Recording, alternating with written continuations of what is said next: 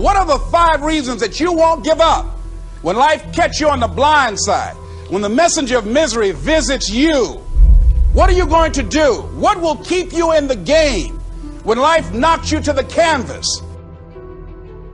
Life's going to punch you right in the face. Life's going to fire you over and over again. You're going to be told you're not good enough. Your faith is going to be tested. Your family's going to look you in the eye and say, how do we get health insurance the next month? I don't know. But I know we're going to make it. You know who's going to bail you out? You know who's going to come and rescue you? You know who's going to come and save the day? No one. No one's going to come and do it for you. You're going to have to do it all yourself. See, the Buster Douglas that fought in the last fight was not the Buster Douglas that fought Mike Tyson. See, the Buster Douglas that got knocked down while fighting Mike Tyson had gotten out of an alcohol recovery center. His mother had died. His wife was ill with a terminal illness. He was considered a nothing, a bum.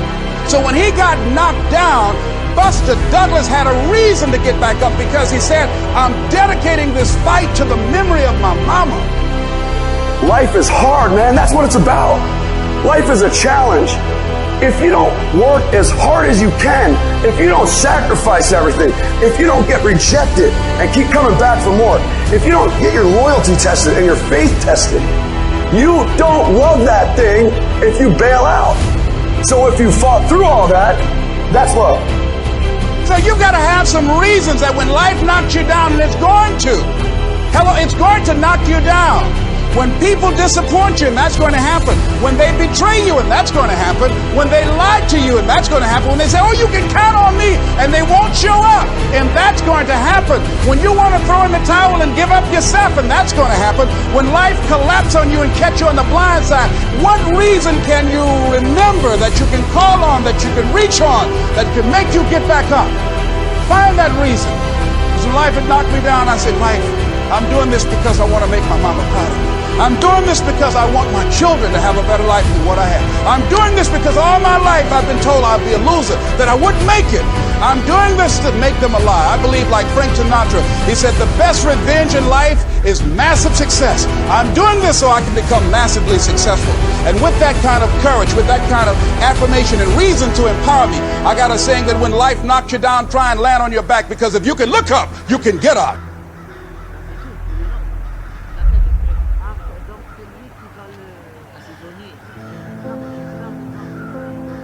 You don't have to be grim, but you do have to be serious. Hey, everybody hopes things will get better, but remember, the future does not get better by hope. It gets better by plan. And hope unaided by clear plans can finally become an illness. There's a Bible phrase that says, hope long delayed makes the heart sick. It's a sickness. I used to have the illness known as passive hope. It's bad. And there's one that is even worse, and that is called happy hope. That is really bad. The man is 50, and he's broke, and he's still smiling. That's bad. So get serious. Make plans. Put them on paper. My suggestion from experience. There's a phrase from the Bible that goes, without dreams and vision, we perish. How true. Humans have this unique ability to aspire, to dream, to go for something, to become something. Without that, life is not life. We must have dreams and never give up on our dreams. I'd like to share a few ways your use of time are affected by or influence the achievement of your goals. Have you ever thought that without some very clear written goals, you never even need to consider managing your time? Time essentials come from objectives well defined. Time can't be critical if objectives aren't defined. Now you might be one of those uniquely fortunate individuals who can keep all their objectives and purposes clearly defined in their minds and operate from that. But I wouldn't take the chance. Write your goals down and set careful priorities. Sometimes priorities are determined by the season. For a farmer in springtime, the season dictates his most important activities. During the spring, a farmer must work around the clock, burn the midnight oil, and keep the equipment running because he has only this small window of time for the planting of his crops. One of the difficulties of living in an industrialized society is the losing of the sense of seasons. When to pour it on, when to ease back, when to take advantage. It's easy to keep going from 9 to 5, year in and year out, and lose a natural sense of priorities and appropriate time. Don't let one year just blend into the next. Keep an eye on your own seasons, lest you lose track of values and substance. Part of setting priorities is learning to separate major activities from minor activities. This is a whole skill in itself, but once you have learned it, it will pay dividends you won't believe. So learn to put everything on your mental scales to be carefully weighed before you spend time or money. Of your sanity is socially distributed. And what I mean by that is, well, let's say that you know how to behave. You're well socialized. You can play with others. Now, I said already in this conversation, if you didn't learn to play with others between the time you were 2 and 4, you will never learn. And psychologists have beat their heads against the wall trying to rehabilitate antisocial children. They can't do it after the age of 4. Is that because areas of the brain just don't develop? Well, it seems to be partly because the kids fall farther and farther behind. So let's say you make the leap from egocentric dependence on your mother at 2 and 3 to immersion in a peer group. Well, then you pick peers that are at your same developmental level, and you chase each other up the developmental ladder. And the longer you're out of that, the farther you fall behind. And so, kids, 5-year-old kids might come across another 5-year-old kid who tends to cry too much if they don't get their way. And they'll say, we don't want to play with the baby. And what they're saying is, we have to find someone who's at our developmental level, shares our developmental horizon, so that we can mutually scaffold our further development. Now, they're not going to say that, obviously, but that's the situation. And kids test each other out when they first meet. So do adults. Game. Can you play? Are you playing at the same level as me? I'm playing my game at the level that will further my development. Can you play along with me?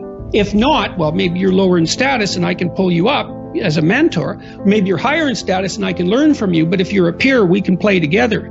Anyways, if you're acceptable to your peers and you behave well, they'll accept you. And then they tell you all the time if you're acting appropriately. If your jokes are funny, if you're dominating the conversation, if you're bringing something of value to the table. And all you have to do is pay attention to the social cues, and you'll keep yourself regulated. And at the end of the day, you're going to get what you focus on. They're both true. This is both the most amazing time that's ever happened, ever in recorded history. And yet real things that are terrifying are also happening.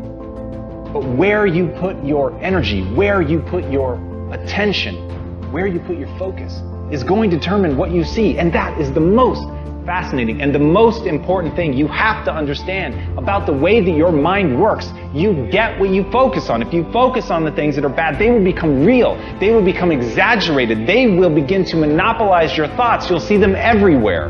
It's called the reticular activating system. Your mind is literally designed to pay attention to the things that you notice. Once you notice a certain car, you see it everywhere. Once you notice a certain dog, you see it everywhere. Once you hear a certain name for the first time, suddenly you realize that name has been all around you this entire time. But now that you're focusing on it, now that you're looking for it, it is everywhere. So whatever you look for, it's going to be everywhere. If you look for the negative, it'll be there. But if you look for the positive, it will overwhelm you. When you manage something, you do so to keep it going.